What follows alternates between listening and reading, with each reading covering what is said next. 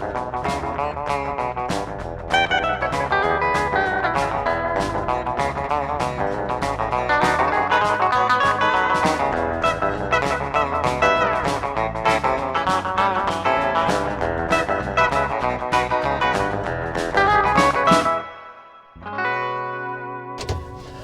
morning, everyone. It is a beautifully crisp, I'm not joking. I don't see a cloud in the sky anywhere, but it is started out 52 degrees this morning. Great day to fish, actually, because the water's still kind of warm. But it was a cold morning. So here's what my plan was. I wanted to head over to Virginia Beach, Norfolk area, and check out an antique store that I've been to a couple of times. I left a reel over there. And when I say left, what I mean is I saw it, looked at it, talked myself out of it. And usually when I talk myself out of something, I eventually, within the next couple of weeks, talk myself into it. I'm going to go over there and take another look at it again, because it really would be, again, I'm not a collector. I am not a collector, but it would really look good with the rest of the reels that I have if it's still there. And if I'm making this intro now, which is something I normally don't do anymore, because usually when I make an intro before I actually do the video doesn't pan out. So if I'm making this now, there's a pretty good possibility it won't be there when I get there. But I only have myself to blame, because I should have got the doggone thing while I was there. So anyway, gonna head on over there. Got about a 40 some odd mile journey to go on to get there, and hopefully the traffic isn't, backed up. And because as a matter of fact, I believe the last time I went over here was that was the day that Bert decided that the transmission didn't need to connect anymore. It needed to be in pieces in the bottom of the pan.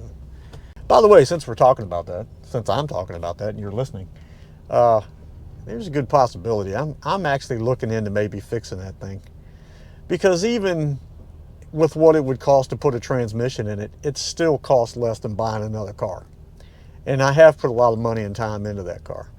Now, are they highly sought after? No. Do the Jeep people in the Jeep community like them? No. Was Chrysler really doing great things in the early to mid 2000s, late 90s? No. Is the transmission that's in it a pain in the butt because it's only designed and built for that car? Yes.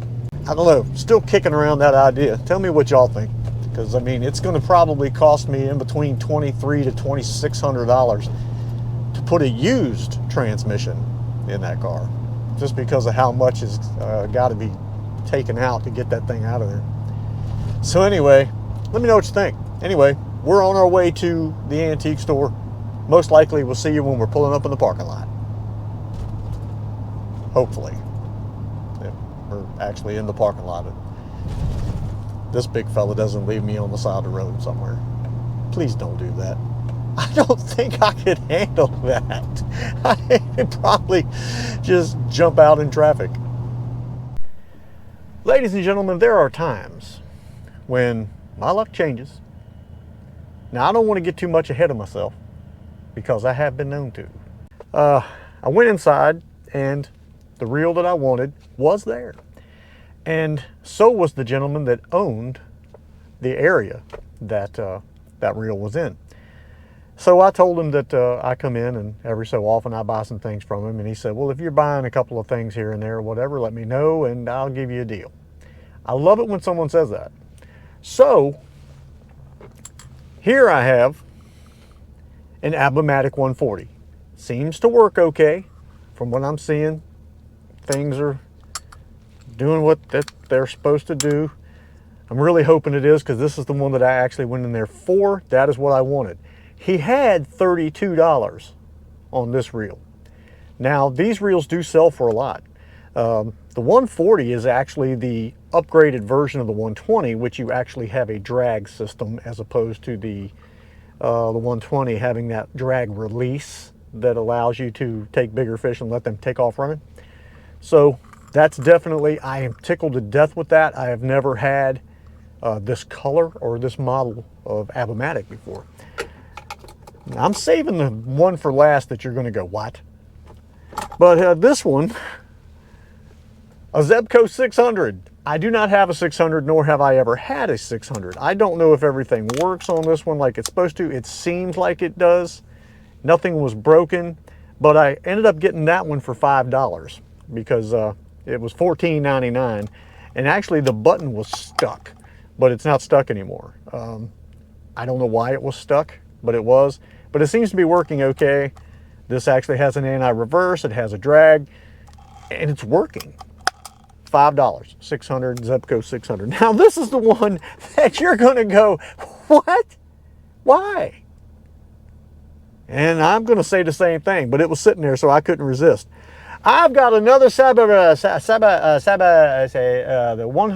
130. This is a 130-A. What a beast of a reel this thing is. The case is a little screwed up, but I have another one of these. It might be in better shape, but I don't know if it's a 130-A or not. He wanted $22 for this. I said, I can't give you $22 for a 130-A. So what ended up happening was we talked it out a little bit, and I got all 3 reels, okay? All 3 reels for $40. I couldn't argue with that. I said, okay. And the guy was being very upfront with me about them. He did not know a whole lot about fishing reels. He just seems to find them. And I said, I understand. This 130-A is in really good shape. I'm actually looking forward to using this thing. It's a beast. I'm going to put some 10-pound line on there. We might do some catfishing. It looks like the frame just a littlest bit is kind of ate up back here, but that's okay. That's all right. I have another frame. So anyway, that's what we've got today. And that took me no more than 7 to 10 minutes inside the building talking to the people, or the man behind the counter there. And now we're going to go home and tear into some reels. And now this is the one that I wanted to tear into. And I've got 3 now.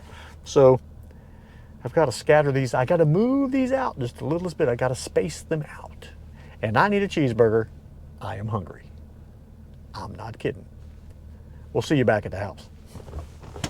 I've got 3 fishing reels, and I'm happy as I can be. Ay, ay, ay, ay.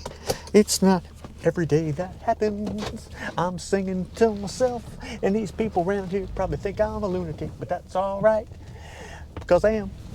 I got a big old truck. I'm trying to back in a tiny little parking lot.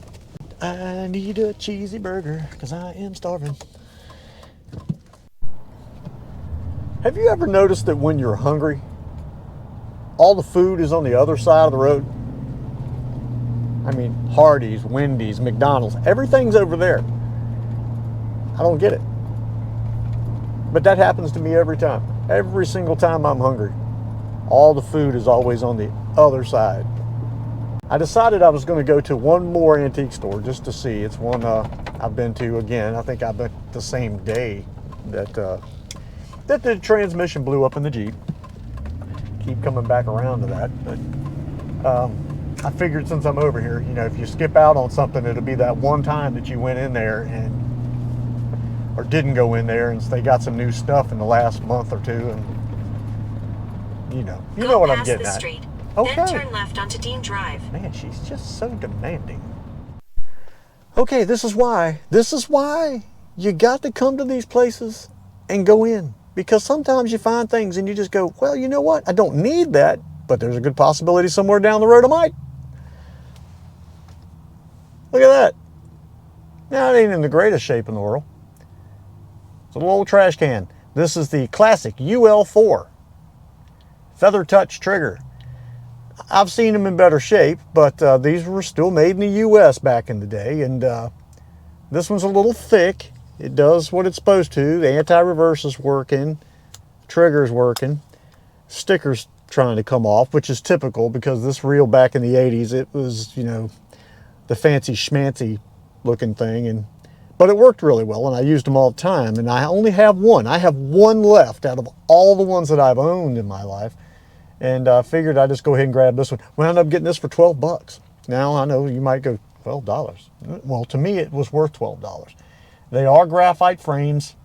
Don't tickle me to death. You have to be very careful as to what rod you put them on, because certain rods will pop the ends of the foot off, and then you just have the parts reel till you find another frame. But all in all, that works. I could make that work. Probably won't do a video on this particular one simply because I've done videos on these before. But again, you know, it's just nice. You take the time, you go inside and you find things, you know, and this one's going to be good to clean up and use. So we got 4 reels. Let's try to make our way home after I make my way through a drive-through of some kind, because I'm hungry. All right, so here we are back in the house. Maybe get a little bit closer view of what we got going on here. The Abumatic 140. That's right, made in Sweden. Just a very cool reel, other than the difference being on this side having the drag button instead of like the 120 not having a drag button at all and having to kick it backwards, which it looks like this one has that same mechanism, because when you kick it backwards, that's what it does until you reel it up. I'm not sure I understand it, because you kick it backwards, it allows you to relieve the drag. Okay, so when you reel it forward, that's resetting the drag, but yet you have a drag. So it's kind of a dual drag kind of thing. So very cool reel. Looking forward to taking that apart. And just so we can, you know, get this out of the way, we'll show the other ones. The UL4 Classic. We've seen these before, alias the trash can. We'll get into that one at a later date. The Zebco 600. I mean, this seems to, it seems to work. And then you got your, you know, what's the center one do? Okay, the center one takes your drag, the center of that switch right there releases your anti-reverse. Or you can have your anti-reverse relieved with the clicker. Or you click it all the way forward, and then you have no anti-reverse at all. I thought this thing had an anti-reverse. I could have swore it had an anti-reverse when I got it. Otherwise, I can't imagine why that switch is even there. I don't know, we may have to look into that. But I could have swore when I got it, it had an anti-reverse. But I don't know anything about the 600, I'll be honest with you. We'll look into that. And then the 130-A. We'll take that apart at a later date as well. Anyway, let's set that there, and that there. Get this big guy here. And let's dig into this Abumatic 140. Are you ready? I'm ready. This has been so long coming. I just feel like it's been way too long. Way too long. All right. Got the little half turn thing going on there. So far it looks very much like a 120 inside. And if I remember correctly, that just unscrews right off of there. That's extremely clean. I mean, extremely clean. Then, to get your spool out, you have a switch on the side here, just like the 120. Releases that spool, and there you have your spool full of rotten line that's got to come off of there. Actually, this thing really moves quite well. All right, let's get this cover off of here. I'm impressed so far with how clean this thing is. Let's just set the cover over here so we don't scratch it up. Maybe that has the little things on the inside that holds the screw to keep it from coming out. Yeah, it's got those little C-clips on there that keeps them from coming out. And exactly as I figured, there's some ugly funk in there. Let's just take the button out right there. Now here's where things are going to get creative, because I have never taken one of this version apart before. Reverse thread. Let's remember that. Reverse thread. Make sure my hands are in everything we can see here, because when I take this apart, I get the feeling putting it back together might be a little scary. Oh, it's actually coming right off in my hand.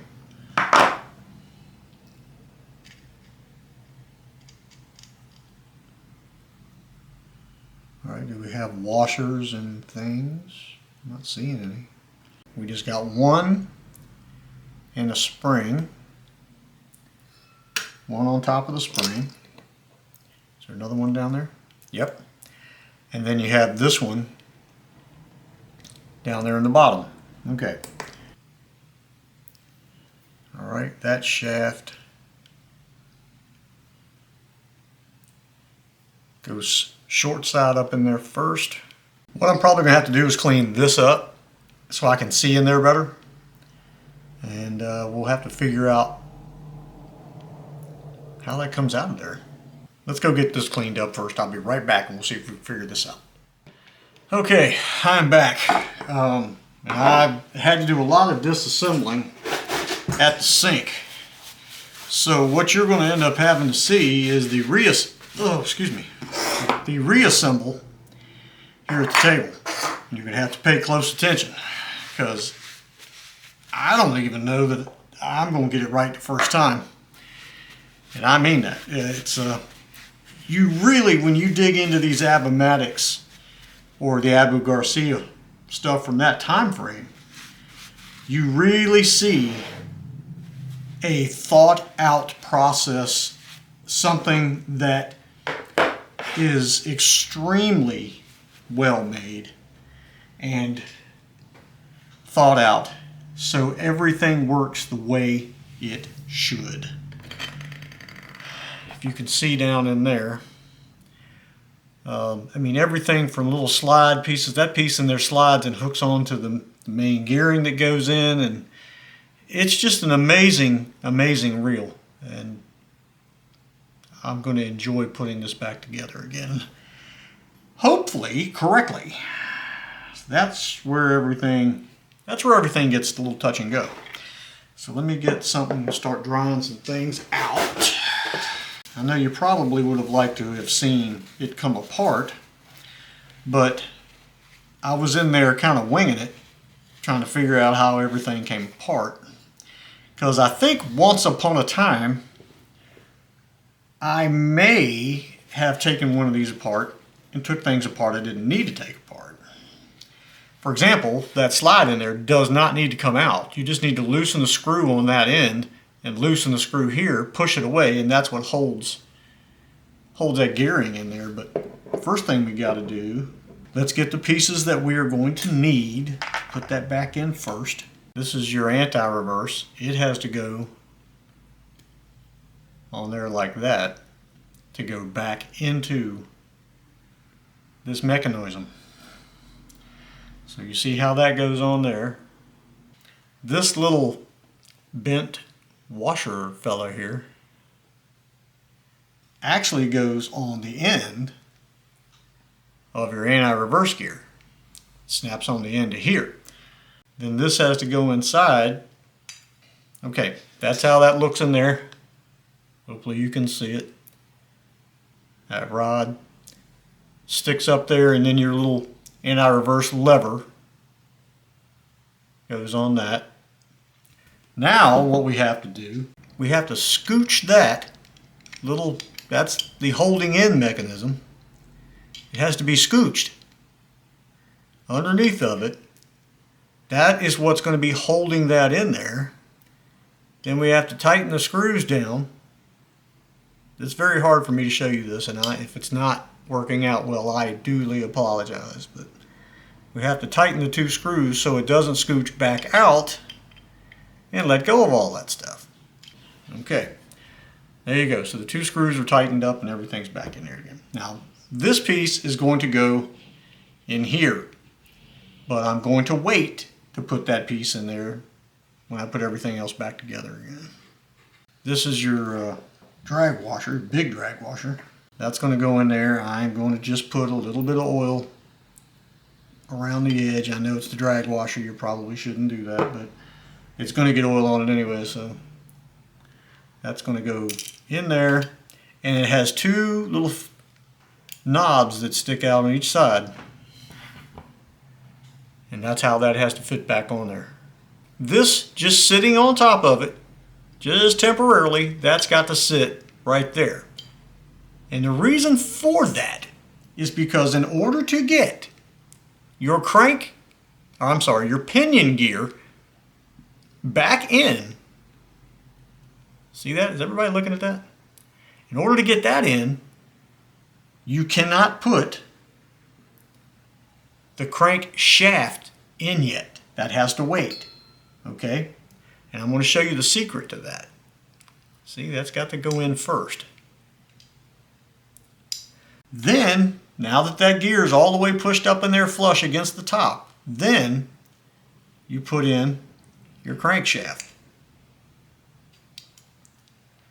Now, the secret to that is this C-clip. This C-clip is what allows you to get that gear out, because it leaves you just enough room, because this C-clip goes between the gear and the bottom of the housing, the bottom of the frame. It leaves you just enough room when you push up. After taking this C-clip out, it leaves you enough room to get that stuff apart.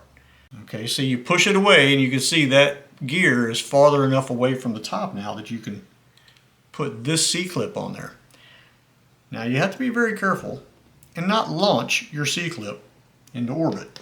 So I always take a flathead screwdriver and don't use the tip, don't push, like this. You want to take the flat part, put it on there, and that's how I do it.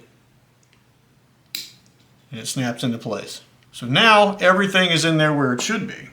Then you got this guy here. This is a whole part of the push mechanism. This is what your button pushes on. It pushes up on the bottom of your rotor, wherever I put it. Oh, there it is. Pushes on the bottom of the rotor pin right there. So that now has to go in there.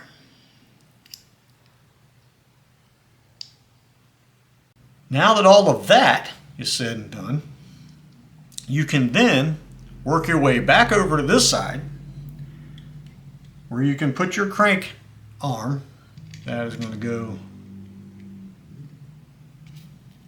in as such. Then you got these little washers. You got one washer is kind of a flat on two sides, round on two sides kind of thing, kind of an oblong. One's got to go in first. Then you have a spring, a little tiny spring. That's got to go on top of that. Then you have another one of those little washers, as such, that's got to go there. That's going to go on top of your spring. Then you have your star drag. You want to catch those threads just right.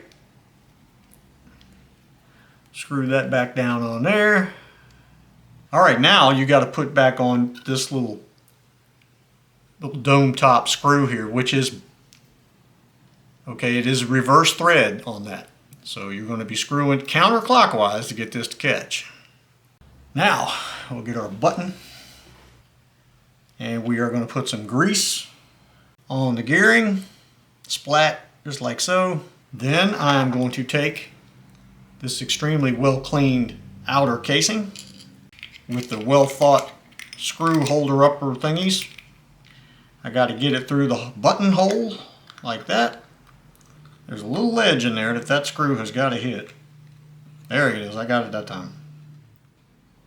There's not a scratch on the cap. I think we may have found another one of these reels that is quite literally has never been fished with.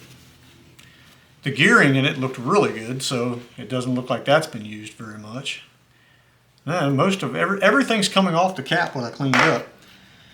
And now you see you got that hole in the bottom of the base there, and you got that little stop sticking off there. That is what snaps right in there.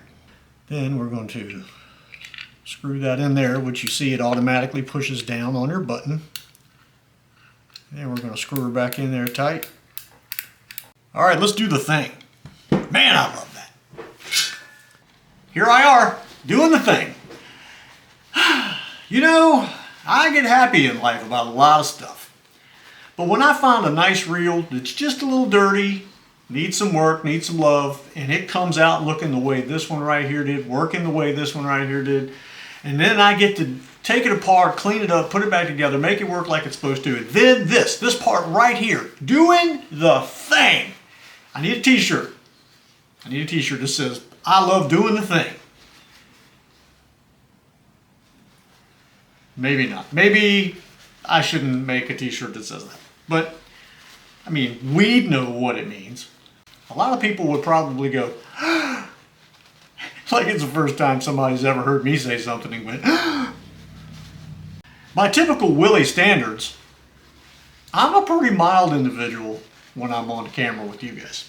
I don't even want to show y'all this thing. It looks so good. I just want to keep doing the thing. Just want to keep on wiping it down. I mean, look at the cap. It has never been thrown down. It never, ever.